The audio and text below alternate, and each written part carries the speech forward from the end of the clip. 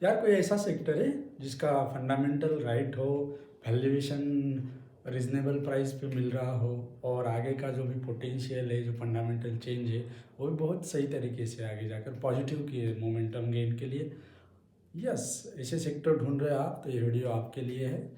Sugar sector के लिए आया हूँ मैं, आपको बताने जाऊँगा कि शुगर, इसके कारण क्या है, शुगर इंडस्ट्रीज को लेकर, शुगर को लेकर 3-4 पॉइंट है रफली। सबसे पहले आता है कि इथेनॉल प्रोडक्शन।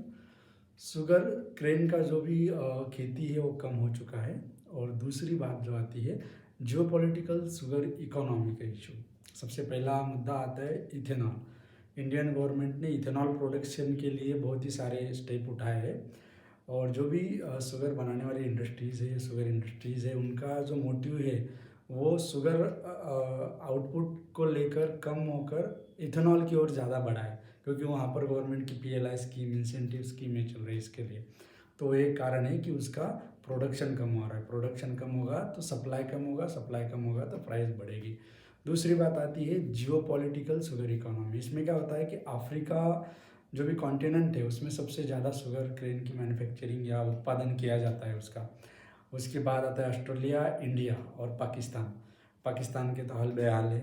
अफ्रीका में मानसून सीज़न कुछ भी अच्छा नहीं है, इसी कारण वहाँ पर एक सूखा पड़ा है और इसी के लेकर वहाँ पे शुगर क्रेन की जो भी खेती होती है वो कम हो चुकी है। यानी कि अगेन सप्लाई कम है ग्लोबल मार्केट में शुगर क्रेन की और शुगर की। दूसरी बात, ऑस्ट्रेलिया में जो भी प्रोडक्शन हो ऑन एन एवरेज ही चल रहा है। और इंडिया की हम बात करेंगे तो इस साल इंडिया का sugar crane production down level पे ट्रेड कर रहा है। सबसे पहले आता है यूपी, दूसरा आता है महाराष्ट्र।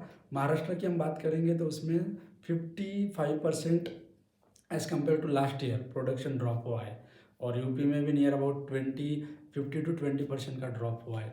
और इंडिया की नीड देखी जाए 140 करोड़ की आबादी के लिए जो स्टॉक अवेलेबल है वो सबसे पहले इम्पोर्टेंस दी जाती है। उसके बाद आता है कि बाहर एक्सपोर्ट करेंगे। और अगर आप ग्लोबल शुगर इंडेक्स देखोगे, आप शुगर फ्यूचर अगर देखोगे तो ऑल टाइम हाई पे ट्रेड चल रहा है अभी। तो यानी कि सब बातें क्या बताती है कि ग्लोबल इंडस्ट्री और शुगर को लेकर, शुगर इकोनॉमी को लेकर, शुगर को लेकर एक पॉजिटिव मोमेंटम यहाँ पे क्रिएट हो चुका है। जहाँ पर जो भी फंडामेंटल जो कारण बताया मैंने अभी कि जैसे इंटरनेशनल जो शुगर इकोनॉमी का जो भी बर्डन अभी पूरे वर्ल्ड पे आ रहा है वो। दूसरी बात, इंडिया में प्रोडक्शन कम है। तीसरी बात है कि इथेनॉल की प्रोडक्शन बढ़ा है इसलिए इसका उत्पादन कम हो चुका है। और चौथी बात है कि अभी हॉट समर आया है। इस समर में क्या होता है कि number of peoples are trying to get maintain their temperature, तो कोल्ड बेवरेज ज़्यादा सेल होते हैं। और कोल्ड बेवरेज में अगर आप देखोगे कोक, थम्स अप, आइसक्रीम, इसमें सबसे ज़्यादा कंटेंट यूज़ होता है शुगर। यानी कि शुगर की डिमांड तो हर एक फैक्टर में बढ़ रही है, लेकिन शुगर की सप्लाई जो है वो कम होती जा रही है। सो इसी कारण इंटरनेशनल शुगर के प्राइस बढ़ चुके हैं और ये बेनिफिशियल हो सकता है इंडियन शुगर इंडस्ट्रीज के लिए।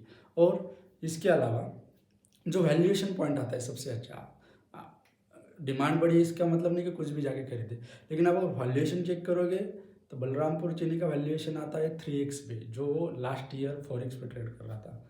उसके बाद ईडी पेरी का वैल्यूएशन है अभी 1 पॉइंट के ऊपर 1x ट्रेड कर रहा है, जो लास्ट ईयर 1.4 के ऊपर ट्रेड कर रहा था। रेणुका शुगर तो नेगेटिव में चल रहा है वैल्यूएशन के। सो ये सारी चीज़ें है, राजश्री शुगर भी ले लो, पुनी रड ले लो आप, तो you can find here a spot, good spot as दो चार फंडामेंटल बातें, वैल्यूएशन, आगे का मोमेंटम लेकर sugar industries best place, Balrampur Chini, EID Parry, उसके अलावा राजश्री शुगर, बजाज हिंदुस्तान शुगर, आप उसे लुकआउट कर सकते हो as a valuation point and fundamental point of view. So इसी वीडियो को लाइक करो, शेयर करो एंड सब्सक्राइब करो। Thank you.